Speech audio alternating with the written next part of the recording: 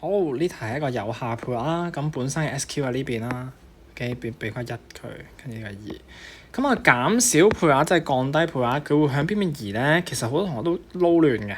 減少配額其實向呢邊移嘅，因為佢個 quota 少咗啊，即係可以保留嘅限制再少咗，咁其實佢個 Q 會再少咗啊。咁再少會有咩情況咧？對先講總支出先啦。咁其實咧，你個 P 會升，Q 會跌，即係一升一跌嘅情況啦。P 乘 Q 咧，其實不確定㗎。OK，總之一加一跌，我哋淨係睇彈性先可以知佢最後係增加或者減少。OK，因為一加一減。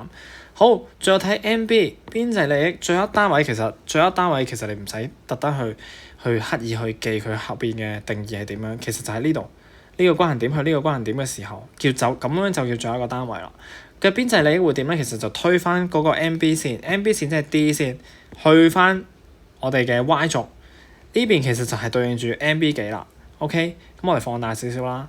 其實咧，佢呢個關係點去呢個關係點咧，佢嘅 MB 係會上升㗎。OK，咁所以咧呢度係會升，呢度係不確定，答案就唯有係 C 嘅啫。